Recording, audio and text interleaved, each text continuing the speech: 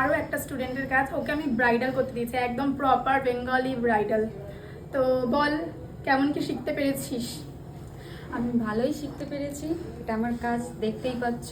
একদমই কিছু জানতাম না, আর এত সুন্দর কাজ করব আমি সত্যি কখনো বুঝতেও পারিনি। সেটা সেটা তোমরা দেখে বুঝতেই পারবে। আর আমার নাম হচ্ছে পূজা, আমি রাজারহাট নিউ টাউন থেকে এসেছি। মামের কাজ সত্যি খুব সুন্দর। মানে আমি খুব ব্লেসড যে তুই এত সুন্দর কাজ বের করেছিস। যেই মেয়েটা এসেছিল তুলি পর্যন্ত ধরতে গেল ওর হাতটা ঠিক এরকম এরকম এরকম মতো, সেই মেয়ে আজকে এত সুন্দর কাজ বের করেছে। তো খুব সুন্দর কাজ আছে, পরবর্তীতে আরো ভালো ভালো কাজ কর। আর আমাকে ফটো পাঠাস অবশ্যই, নতুন নতুন কাজ করবি আমি জানি।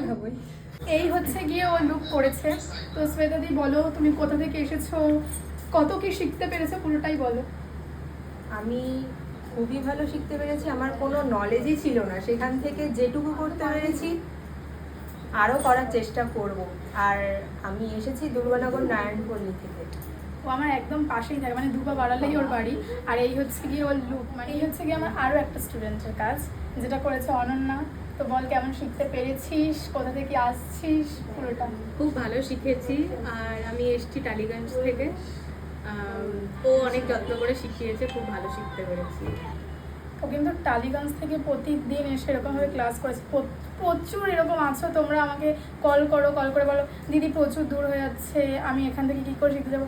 শেখার ইচ্ছা থাকলে, তোমার যদি মনে হয় যে আমি শিখবো, তো তোমাকে দূরে গিয়ে শিখতেই হবে। আমি নিজেও একটা টাইম অনেক দূরে গিয়ে শিখেছি। আর দূরে না গেলে কাজ তোমরা প্রপারভাবে শিখতে পারবে না। আমার কাছে বলছি না, তুমি যেই ভালো আর্টিস্টের কাছেই যাবে না কেন, তোমাকে দূরে গিয়েই কাজ করতে হবে। আর এই হচ্ছে কি ওর আজকে ফাইনাল লুক, একটা গ্ল্যাম রিসেপশন, মানে রিসেপশন লুক করেছে। জানাও কেমন হয়েছে।